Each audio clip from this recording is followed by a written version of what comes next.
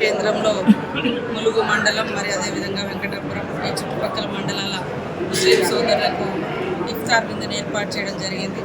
CM Revanth Reddy గారు కూడా ప్రత్యేక దృష్టి పెట్టి దేశ సమగ్రత మత సామరస్యం అందరూ కూడా ఈ రాష్ట్రంలో ఈ దేశంలో ఉండేటువంటి ప్రతి పౌరుడు అన్నదమ్ముల అక్క చెల్లెల కలిసి ఉంటూ మరి వారి వారి యొక్క సాంప్రదాయాలు పండుగలు విశ్వాసాలను కాపాడాలనేటువంటి లక్ష్యంతో కాంగ్రెస్ పార్టీ మొదటి నుంచి కూడా అన్ని వర్గాలను కలుపుకొని పనిచేస్తుంది. అదేవిధంగా ఈరోజు ములుగులో మేము మరి రాష్ట్ర ప్రభుత్వం తరఫున ఇఫ్తార్ విందు ఏర్పాటు చేయడం జరిగింది.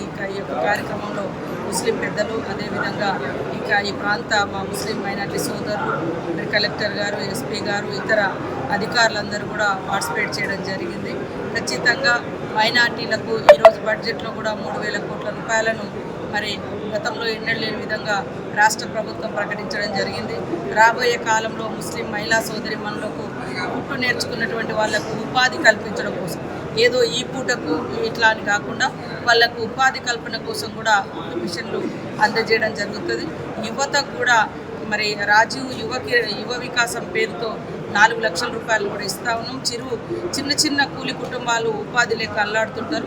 అలాంటి వాళ్ళకు కూడా మరి వాళ్ళు ఏదైనా ఉపాధి ఏర్పాటు చేసుకోవడం కోసం కూడా 4 లక్షల రూపాయలు ఇవ్వడం. అదేవిధంగా ఇందిరమ్మ ఇళ్లలో కూడా పేద ముస్లిం మైనార్టీస్ కుటుంబాలకు ప్రాధాన్యత కూడా ఇవ్వడం జరుగుతుంది.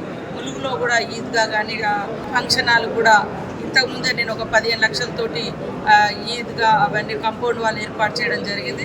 రాబోయే కాలంలో వాళ్లకు షాదిఖానా గతంలో మరి చాలా ఏళ్ళ కింద 20 ఏళ్ళ కింద షాదిఖానా గత ప్రభుత్వాలు కట్టడం జరిగింది. కానీ ఈ 10 ఏళ్లలో ఇక్కడ ఏమీ వాళ్ళకు జరగలేదు. ఇప్పుడు షాదిఖానా నిర్మాణానికి కూడా నేను గత ఎన్నికల సందర్భంగా ఒప్పుకున్న మాట ప్రకారం తొందరలోనే వాళ్ళ షాదిఖానా కూడా నిర్మించి ఇవ్వడం జరుగుతుంది.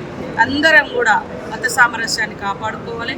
అందరం ఫస్ట్ మానవత్వం ఉండాలి, తర్వాతే మతతత్వం కాదు మత విశ్వాసం. ఎవరి మతం వాళ్ళది గొప్ప, కానీ అట్లానే ఎదుటి మతాలను ఎవరు కూడా ద్వేషించకూడదు. మతాన్ని గొప్పగా చెప్పుకోవడంలో తప్పు లేదు, కానీ ఎదుటి మతాలను విద్వేషంతో వ్యతిరేకించడం అది తప్పు, ఎవరికి కూడా మంచిది కాదు.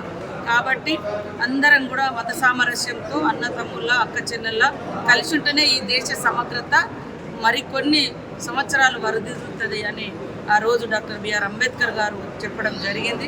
మనమందరం కూడా సోదర భావంతో ఉండాలని రంజాన్ రాబోయేటువంటి 31-30 తారీఖులలో రంజాన్ కూడా రాబోతుంది.